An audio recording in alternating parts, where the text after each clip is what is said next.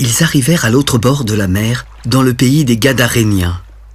Dès que Jésus fut hors de la barque, il vint venir au-devant de lui un homme sortant des sépulcres et possédé d'un esprit impur. Cet homme avait sa demeure dans les sépulcres.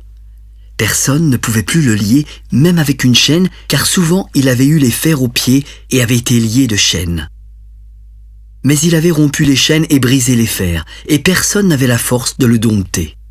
Nuit et jour, il était sans cesse dans les sépulcres et sur les montagnes, criant et se meurtrissant avec des pierres. Ayant vu Jésus de loin, il accourut, se prosterna devant lui et s'écria d'une voix forte. « Qu'y a-t-il entre toi et moi, Jésus, fils du Dieu très haut? Je t'en conjure au nom de Dieu, ne me tourmente pas !»« Sors de cet homme, esprit impur. Quel est ton nom ?»« Légion est mon nom, car nous sommes plusieurs !» Et il le priait instamment de ne pas les envoyer hors du pays. Comme il y avait là, vers la montagne, un grand troupeau de pourceaux qui paissaient, les démons le prièrent. « Envoie-nous dans ces pourceaux afin que nous entrions en eux !» Il le leur permit. Les esprits impurs sortirent et entrèrent dans les pourceaux. Puis le troupeau se précipita des pentes escarpées dans la mer.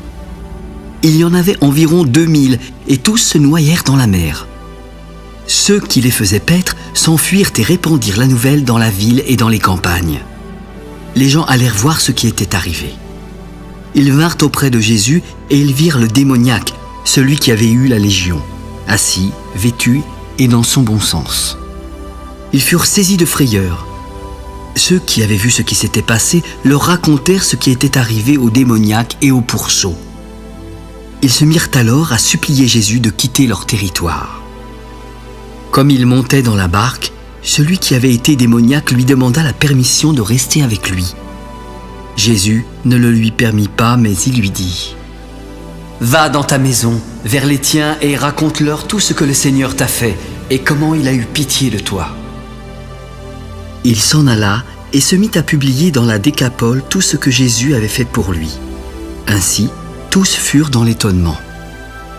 Jésus, dans la barque, regagna l'autre rive où une grande foule s'assembla près de lui. Il était au bord de la mer. Alors vint un des chefs de la synagogue, nommé Jaïrus, qui, l'ayant aperçu, se jeta à ses pieds et lui adressa cette instante prière.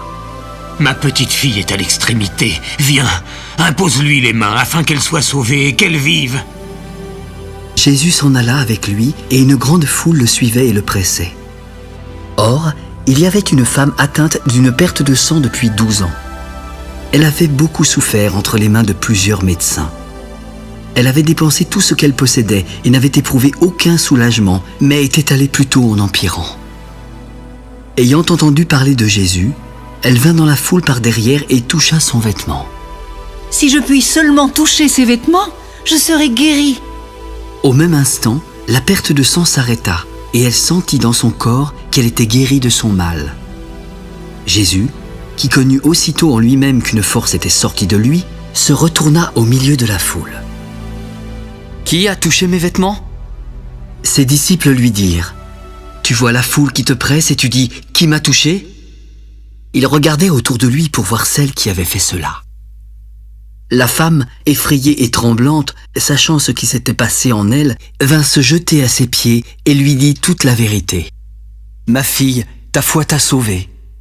Va en paix et sois guérie de ton mal. » Comme il parlait encore, survinrent de chez le chef de la synagogue des gens qui dirent « Ta fille est morte, pourquoi importuner davantage le maître ?»